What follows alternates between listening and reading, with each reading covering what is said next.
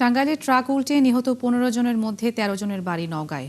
মৃত্যুর খবরে সেখানে আহাজারি করছেন স্বজনরা। সেখানকার সবশেষ খবর জানাতে যুক্ত হচ্ছেন সহকর্মী তন্ময় ভৌমিক। তন্ময়, আপনি এই মুহূর্তে নওগাঁয় কার বাড়িতে রয়েছেন জানাবেন। সেখানকার সবশেষ পরিস্থিতি কি? একটি মর্মান্তিক দুর্ঘটনা ঘটে গেল, তো কি বলছেন স্বজনরা?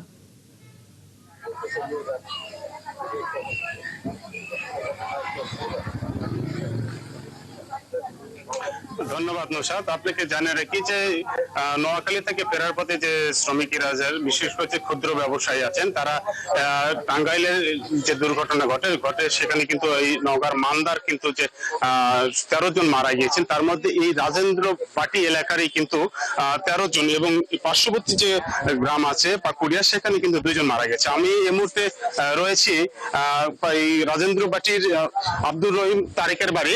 তাই সেই তারেকে আপনি জানেন যে বাড়িটা দেখছেন, সেই বাড়িটা কিন্তু তিনি গড়েছেন। সেখানে ছোট ছোট ক্ষুদ্র ব্যবসায়ী, বিশেষ করে চুল, প্লাস্টিক সব বিভিন্ন গ্রামে গ্রামে বিক্রি করতেন। সে বাড়ি করেছেন। সে বাড়ি করে কিন্তু তাদের পরিকল্পনা ছিল এবং পরিবারে এসেছিল যে এই ঈদের এসে তারা কিন্তু তার পরবর্তীতে বিয়ে করবেন। সেই আশা কিন্তু সেই আশায় থেকে গেল, কিন্তু সেই বিয়েটা হলো না। এখন ফিরছে মরদেহ। আপনি দেখছেন যে তার পরিবারের কান্নাকাটি। সে এখানে এই শুধু এই গ্রাম, এই শুধু তারিখের বাড়ি নয়, এই আশেপাশে যে বাড়িগুলো সেগুলো কিন্তু এই কান্নার কিন্তু রোল পড়ে গেছে, অর্থাৎ শোকাহত সবাই। এখানে গ্রামবাসীর মধ্যে কিন্তু একটা স্তব্ধতার দেখা দিয়েছে। আপনি দেখতে পাচ্ছেন যে তার বাবাও এখানে রয়েছেন। আপনি দেখতে পাচ্ছেন। আমরা একটু কথা বলতে চাই যে আপনি তো সাথে ছিলেন, আপনার একমাত্র সাথে ছিলেন না, আপনার ছেলের কি পরিকল্পনা ছিল, আপনার কি মনে করছেন? আমার ছেলে পরিকল্পনা বাড়ি করার পরে আসতেছে। এখন আসলে ঈদের আগে মেয়ে দেখবো, যাওয়ার পরে ঈদের পরে বিয়ে শেষ দিয়ে ছেলে তোলা, এরকম পরিকল্পনা ছিল আমার ছেলেরাও বাড়ির ফ্যামিলি সবার যা ছিল পরিকল্পনা ছিল। এর ভিতর কারো রাত্রে গাড়ি চলছে, আজ 10টার সময় আমার সাথে ফোনে কথা বলছে যে আবার আমি গাড়ি চলছি। তো বাবা তুমি কোন গাড়ি চলতে বলছে? টার্গেট চলছি আমি, টার্গেট মানা করলে বাবারে অন্য টাকা চলে না, তো অ্যাঙ্গেল আছে, গাড়ির সমস্যা নাই। এই আজ 10টার সময় কথা হয়েছে। ভোর 6টার সময় সংবাদ পেলাম যে আপনার ছেলের পাও খামা হয়েছে, এতদিন মরে গেছে। তারপর কিছু পরে শুনলাম মেডিকেলে মারা গেছে। আপনাকে জানিয়ে রাখি যে এই যে প্রতি বছর মোটামুটি কিন্তু এখানেও 20 থেকে 25 বছরও কিন্তু একইভাবে দুর্ঘটনা ঘটে কয়েকজন মারা যান বলে আমরা জানতে পারছি স্থানীয় সূত্রে। তারা মূলত বাসের ভাড়া বৃদ্ধি এবং তারা সহজে বাড়ি ফেরার জন্য কিন্তু ট্রাকে ওঠে জীবনের ঝুঁকি নিয়ে, আর এই কারণে কিন্তু দুর্ঘটনাগুলো ঘটে থাকে। তন্ময়, আমরা শুনছিলাম আপনাকে, ধন্যবাদ যুক্ত হবার জন্য। স্বরাষ্ট্রমন্ত্রী উদ্বোধনের আগেই চট্টগ্রামের জঙ্গল সলিমপুরের আলীনগরে র্যাব ও পুলিশ নবনির্মিত ক্যাম্পে হামলা ও বুলডোজার দিয়ে গুঁড়িয়ে দিল সন্ত্রাসীরা। আগামী 31 মে ক্যাম্পটি উদ্বোধনের কথা ছিল। সোমবার রাত 2টার দিকে রাস্তা কেটে যোগাযোগ বিচ্ছিন্ন করে ভারী অস্ত্র নিয়ে একযোগে এই হামলা চালায় সন্ত্রাসীরা। এ সময় পাল্টা গুলি চালায় আইনশৃঙ্খলা রক্ষাকারী বাহিনী। সন্ত্রাসীদের ধরতে যৌথ বাহিনীর অভিযান চলছে। প্রণবেশ চক্রবর্তীর প্রতিবেদন, ক্যামেরায় ছিলেন জহিরুল ইসলাম। চারপাশে পাহাড়ে ঘেরা দুর্গম চট্টগ্রামের সীতাকুণ্ডের জঙ্গল সলিমপুর এলাকা। এখানে অপরাধের স্বর্গরাজ্য গড়ে তুলেছে সন্ত্রাসীরা।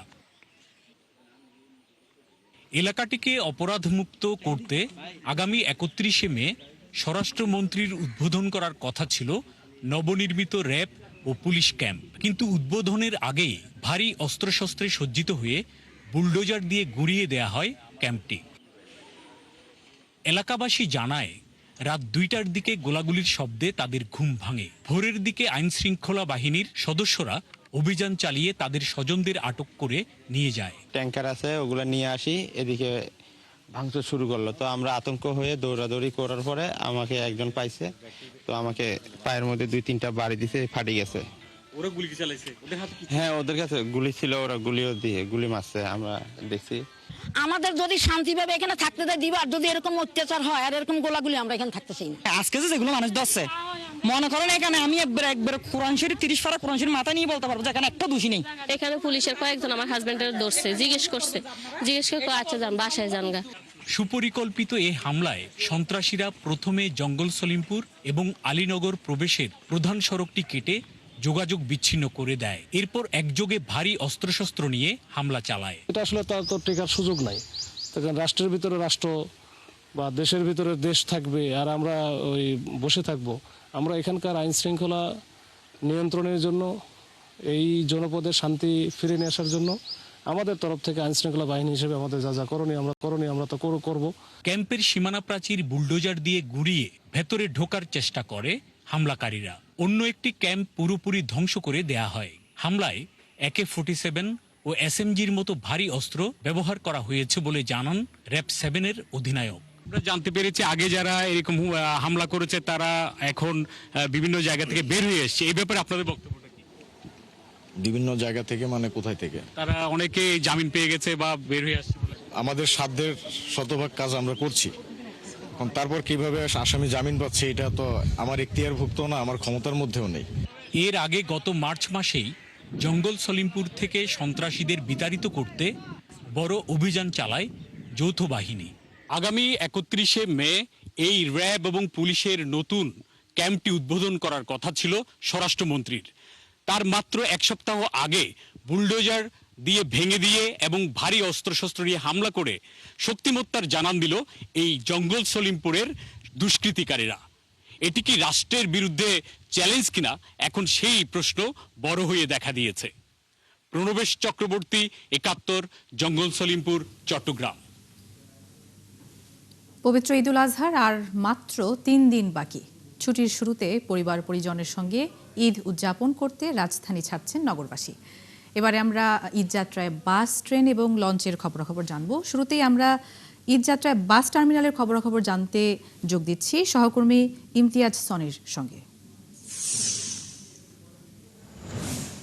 সনি, বৃষ্টির পর যাত্রীদের ভিড় কেমন দেখতে পাচ্ছেন? ঈদযাত্রা নির্বিঘ্ন করতে কি কি পদক্ষেপ নিয়েছেন পরিবহন মালিকরা, জানাবেন। আসলে আজকে সরকারি ছুটির দিনের প্রথমেই কিন্তু সকাল থেকেই আমি রাজধানীর বিভিন্ন বাস টার্মিনালগুলোতে কিন্তু মানুষের অতিরিক্ত চাপ দেখতে পাচ্ছি।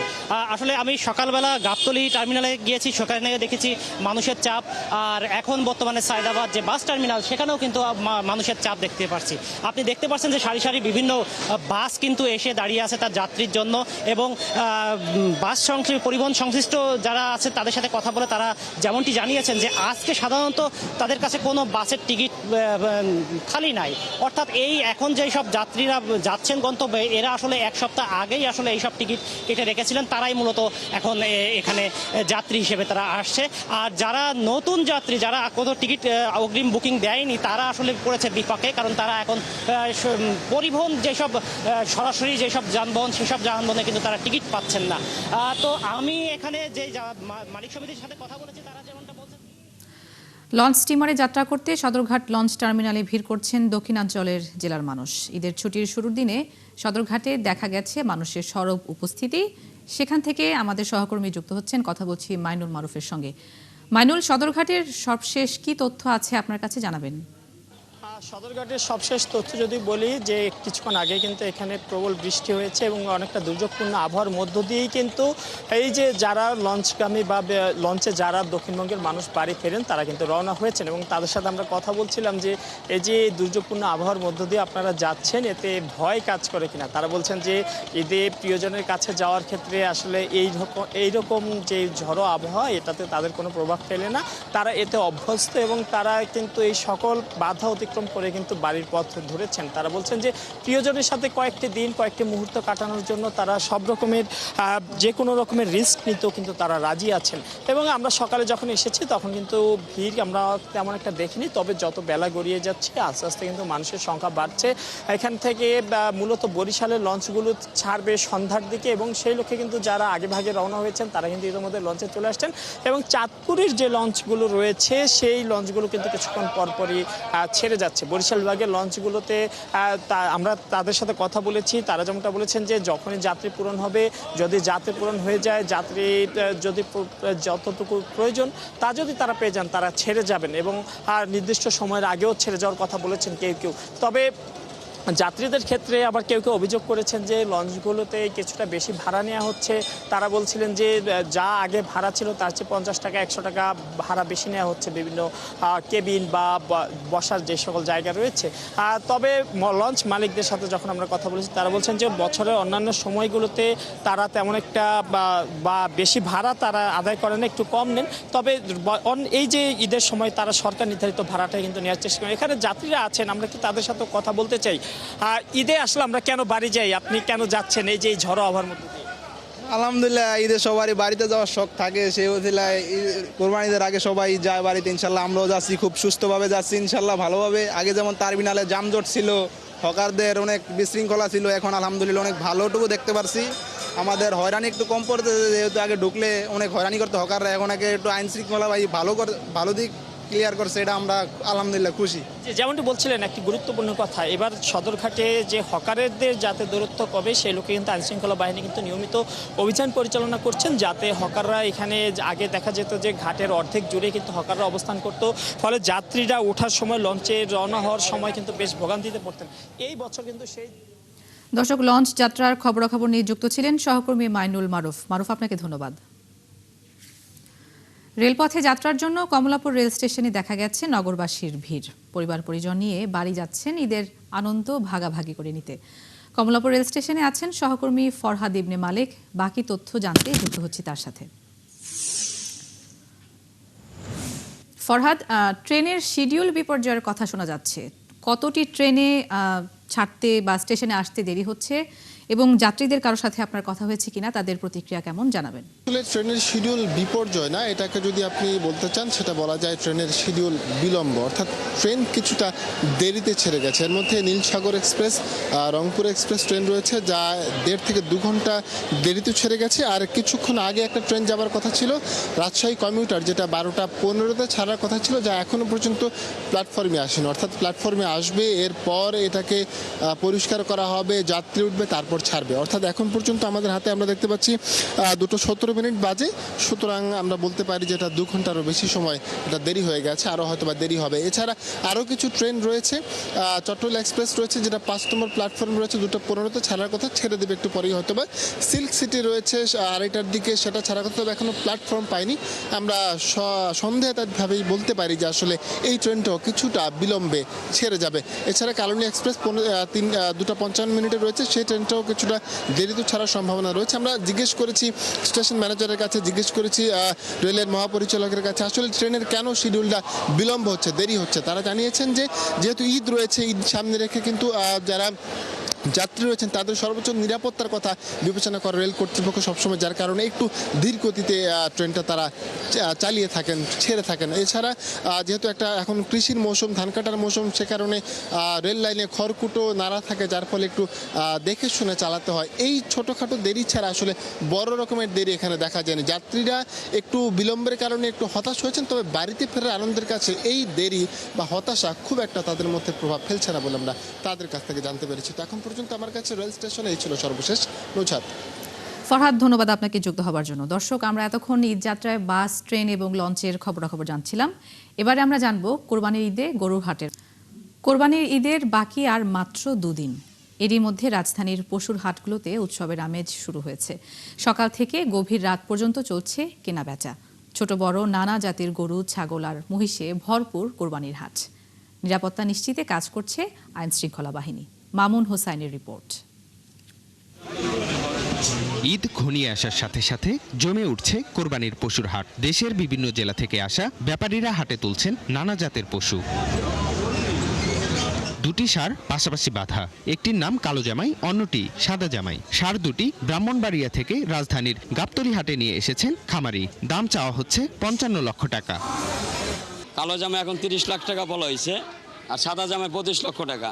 কালকে 45 টাকা হয়েছিল, ওটা 20 লাখ ডিসকাউন্ট দেওয়া 25 লাখ, দুইটা মিলে আবার 55 লক্ষ টাকা আজকে না দাম নির্ধারণ করা হয়েছে। সকাল থেকে রাত পর্যন্ত কোরবানির পশুর হাটগুলোতে চলছে বেচাকেনা। বিক্রেতারা বলছেন শেষ 2 দিনে আরো জমে উঠবে। দাম চাই এটা 17 লক্ষ টাকা। আমাদের মনে করেন কিলান খরচ বেশি। আরো 2 দিন অফিস আছে, সরকারি অফিস হওয়ার পর ছুটি হইব, তারপর হলো কি তারা নামবো। এখনো তো কোরবানির বাকি আছে, ক্রেতা আসতে আছে, শুধু ঘুরতে আছে, দাম জিজ্ঞেস করতে আছে। এদিকে সামর্থ্য অনুযায়ী কোরবানির পশু কিনতে পেরে ভিড় করছেন ক্রেতারা। অনেকেই সাধ্যের মধ্যে পশু কিনতে পেরে সন্তুষ্ট।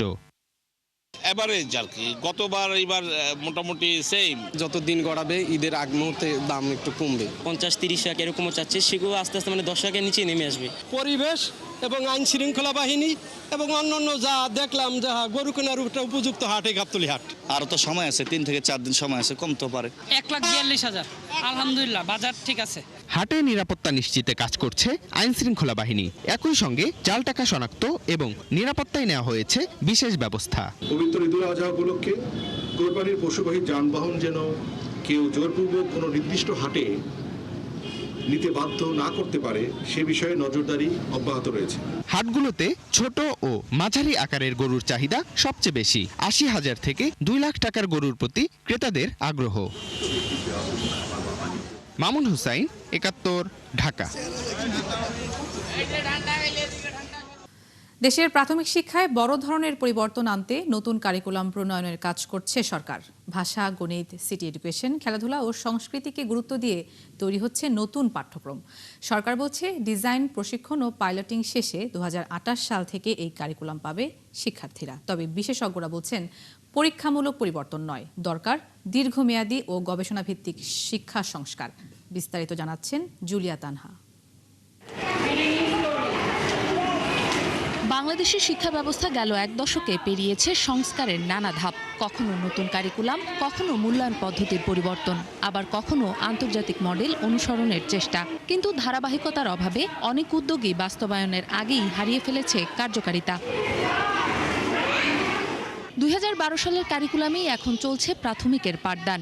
এ অবস্থায় তা নতুন করে সংস্কারের উদ্যোগ নিয়েছে সরকার। ভাষা, গণিত, সিটি এডুকেশন, খেলাধুলা ও সংস্কৃতিকে ভিত্তি করে তৈরি হচ্ছে নতুন কারিকুলাম। সরকারের পরিকল্পনা অনুযায়ী 2 বছর শিক্ষকদের প্রশিক্ষণ দিয়ে 2028 সাল থেকেই করা হবে বাস্তবায়ন। আগামী বছর এই সময় পাইলটিং মানে ডিজাইন শেষ, বেসিক পাইলটিং শেষ, রেজাল্ট চলে এসছে। তখন থেকে আমরা ডিসেমিনেট করার কাজ শুরু করব, মানে ছড়িয়ে দেবার কাজ শুরু করব। 1 বছর ধরে আমরা ছড়িয়ে দেব, ইন দ্য সেন্স যে টিচার ট্রেনিং থেকে শুরু করে গার্ডিয়ানদের, সকল স্টেক হোল্ডারের পরিচিতি এই কারিকুলামটার সাথে। তার 1 বছর পর যেয়ে এই কারিকুলামটা কার্যকর করব। এই মুহূর্তে এইভাবে আমরা জিনিসটা দেখছি। অ্যাজ উই গো ফরওয়ার্ড, অন্য সব স্টেক হোল্ডারদের কনসালটেশন, উপদেশ, সবকিছুর ভিত্তিতে ছোটখাটো চেঞ্জেস তো আসতেই পারে। যদিও শিক্ষাবিদরা বলছেন, শিক্ষানীতি একটি দীর্ঘমেয়াদী প্রক্রিয়া, তাই রাজনৈতিক বা তাৎক্ষণিক সাফল্যের চাপে ঘন ঘন পরিবর্তন না করে একটি কার্যকর পরিকল্পনা নেওয়া জরুরি। শিক্ষানীতিকে যদি আমরা সুনির্দিষ্ট এবং বিস্তৃত করতে পারি, তাহলে কারিকুলামকে আমরা আর একটু ডেভেলপ করতে পারবো বা উন্নত করতে পারবো। আবার কারিকুলামকে একই সাথে যদি সুনির্দিষ্ট, লক্ষ্যযোগ্য এবং আমাদের যেটা বলছি দক্ষতা ভিত্তিক শিক্ষা বা জ্ঞানমূলক শিক্ষার পরিবর্তে আজকের দিনে শিক্ষার্থীরা নতুন সময়ে তারা যে অভিজ্ঞতাগুলো অর্জন করবে কাজের ক্ষেত্রে, সেটার প্রায়োগিক শিক্ষা যদি তাদেরকে আমরা দিতে চাই, কারিকুলামে তার বিস্তৃত বর্ণনা থাকা দরকার। এবং কারিকুলামকে যদি ঠিকমতো অনুসরণ করা সম্ভব হয়, তাহলে পাঠ্যপুস্তক শক্তিশালী করা সম্ভব। এই শিক্ষা গবেষক বলছেন, শুধু প্রাথমিক নয়, মাধ্যমিক পর্যন্ত একটি সমন্বিত ও সুনির্দিষ্ট জাতীয় কারিকুলাম কাঠামো প্রয়োজন, যাতে প্রতিটি স্তরে শিক্ষার্থীরা একই শিক্ষা দর্শন ও লক্ষ্য নিয়ে এগিয়ে যেতে পারে। কিন্ডারগার্টেন থেকে যখন সে 12 ক্লাস পর্যন্ত যে স্কুলিংটা থাকে আমাদের, সে একটা ফ্লোতে বেড়ে যায়। প্রাথমিকটার জন্য একটা গ্রুপ কাজ করে, সেকেন্ডারির জন্য আরেকটা গ্রুপ কাজ করে। ফলে দেখা যায় যে কারিকুলাম যেটা করা হয়, এখানে কিছু ওভারল্যাপিং গ্যাপ তৈরি হয় যে ফ্লোতে। তো আমি বা যে কোনো এডুকেশন এক্সপার্টই এটা ডিজায়ার করবে যে একটা টিমের মাধ্যমে কারিকুলাম করানো। শিক্ষা ব্যবস্থার ভিত্তি তৈরি হয় প্রাথমিক স্তরেই, তাই 2028 সালের নতুন কারিকুলাম বাস্তবে কতটা কার্যকর ও টেকসই হয়, সেদিকেই নজর শিক্ষা সংশ্লিষ্টদের। জুলিয়া তানহা, 71, ঢাকা। মন্ত্রিসভার সদস্যরা প্রধানমন্ত্রীর রাডারে রয়েছেন। তাদের কাজ পর্যবেক্ষণ করে প্রয়োজনে সংযোজন বিয়োজন করা হতে পারে। 71 কেমনটা বলেছেন প্রধানমন্ত্রীর কার্যালয়ের মুখপাত্র ও উপদেষ্টা মাহাদি আমিন। সরকারের 100 দিন পূর্তিতে তিনি আরও জানান, যে কোনো অপরাধ দমনে জিরো টলারেন্স নীতি নিয়েছেন তারা। তার মতে 100 দিন অভূতপূর্ব সাফল্য অর্জন করেছে তারেক রহমানের সরকার। মাহিলা ইসলামের বিশেষ প্রতিবেদন। আমি তারেক রহমান সশস্ত্র চিত্রে। দেখতে দেখতে 100 দিনে বিএনপি সরকার। এর মধ্যে অতীতের অনেক দুষ্ট চক্র থেকে বের হওয়ার চেষ্টা করছেন প্রধানমন্ত্রী তারেক রহমান।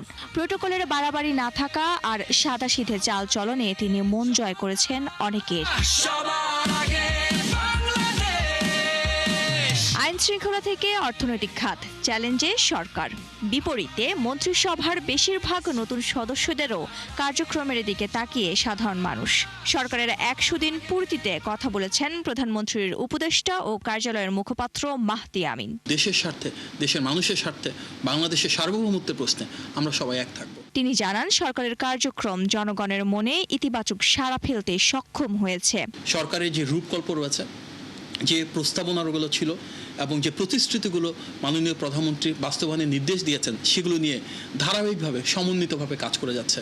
আলহামদুলিল্লাহ, গত 100 দিনে সরকারের যে অর্জন সেটা অভূতপূর্ব। তবে নতুন মন্ত্রিসভার কারো অতিকথন কিংবা নিজ মন্ত্রণালয় বাদ দিয়ে অন্যদের বিষয়ে কথা বলা নিয়ে সমালোচনা আছে রাজনৈতিক অঙ্গনে। সরকার গঠনের শুরুতেই প্রধানমন্ত্রী তারেক রহমান মন্ত্রিপরিষদের কাজের মূল্যায়ন নিয়ে ঘোষণা দেন। মাহদি আমিন বলেছেন, এ নিয়ে সরাসরি কিছু বলা তার এখতিয়ারের বাইরে।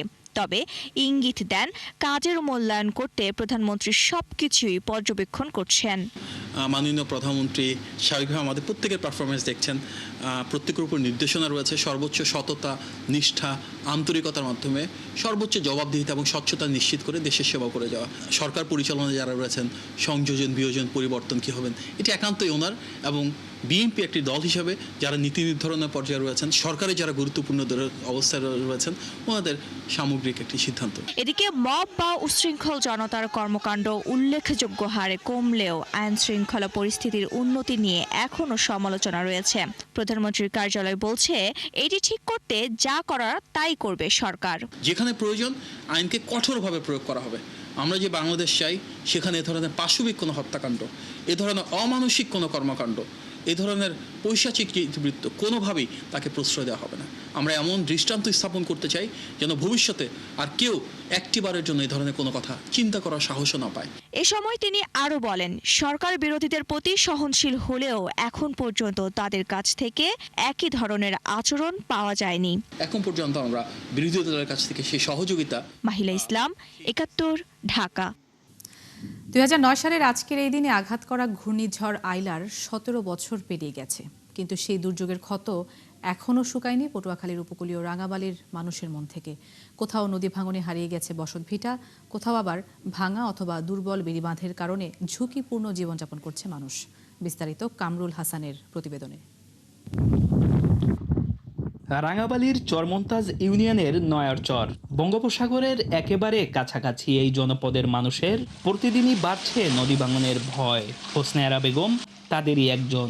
আইলার পর নদী ভাঙনে হারিয়েছেন ভিটেবাড়ি, কিন্তু বদলায়নি তার ভাগ্য।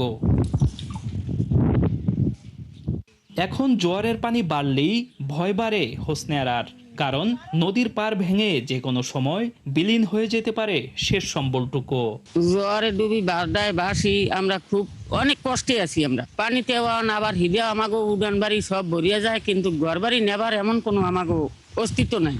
শুধু হোসনেরা নন, নয়ারচর গ্রামের প্রায় 2 শতাধিক পরিবার একই আতঙ্কে দিন কাটাচ্ছেন। তাদের অভিযোগ, এসব পরিবারগুলোকে বাইরে রেখেই নির্মাণ করা হয়েছে বেড়িবাঁধ, আর যারা বাঁধের ভেতরে আছেন তারাও পুরোপুরি নিরাপদ নন, কারণ দুর্বল ও ঝুঁকিপূর্ণ বাঁধের বিভিন্ন অংশ দিয়ে জোয়ারের পানি ঢুকে পড়ার আশঙ্কা রয়েছে সব সময়। অনেক বন্যা লাগে যুদ্ধ করতে আছি, এখন আমার এই ঘরটা আপনার বাস খুলে চাই, আমরা ভাবছি তো অনেক একটু স্বাভাবিক জোয়ার যদি বাড়তি হয়, তাহলে আমাদের এমন একটা পরিস্থিতি যা আমরা ভাষায় প্রকাশ করে যে আমরা জীবনকে একদম বয়ে ধরে আমাদের সন্তানকে নিয়ে দাঁড়িয়ে থাকি। এই অবস্থা শুধু নয়ারচরে নয়, চরমন্তাজ ইউনিয়নের মিটার বাজার, দক্ষিণ চরমন্তাজ, বউবাজার, দারভাঙ্গা, চরান্ডা এবং চালিতাবুনিয়াতেও একই চিত্র। এলাকার লোকজন বলছেন, আইলার পর বিভিন্ন সময়ে সংস্কারের কাজ হলেও তা ছিল সাময়িক, যে কারণে একের পর এক ঘূর্ণিঝড়ে এসে সুরক্ষাবাদ ভাসিয়ে নিয়ে যায়। জ্বর তুফান খাইতে খাইতে খাইতে তো এটা মাইতেছি, ঘর দুয়ার কিছুই নাই আমাগো। এই এলাকার মেম্বার চেয়ারম্যান যা আমার একটু সহযোগিতা করবে, এই সহযোগিতাটাও আমারে করে না। সরকার আমাদের জন্য কিছু করতো, তাইলে আমরা মনে হয় যে এদেশে ভালোভাবে চলতে পারতাম। ঝুঁকিপূর্ণ বেড়িবাঁধ মেরামত ও টেকসই সুরক্ষা নিশ্চিত করতে পর্যায়ক্রমে উদ্যোগ নেওয়া হবে বলে জানিয়েছেন পানি উন্নয়ন বোর্ডের কর্মকর্তারা। আমরা একটু পরিদর্শন করে একটু পর্যালোচনা করে আসলে তালিকাভুক্ত করে আমরা কর্তৃপক্ষের সাথে কথা বলে প্রয়োজনীয় ব্যবস্থা যাতে গ্রহণ করা যায় আমরা সে চেষ্টা করব। যদি কোথাও কোনো হঠাৎ করে জরুরি অবস্থা দেখা দেয় তৎক্ষণাৎ আমরা ব্যবস্থা গ্রহণ করতে পারবো। আমাদের হাতে গোডাউনে জিও ব্যাগ রয়েছে এবং আমরা তৎপর রয়েছি। অরক্ষিত এলাকার মানুষের দাবি, কার্যকর ব্যবস্থা না নিলে ভবিষ্যতের যে কোনো বড় দুর্যোগে ভয়াবহ ক্ষতির মুখে পড়বে উপকূলের এই জনপদ। কামরুল হাসান, ৭১, রাঙাবালি, পটুয়াখালী।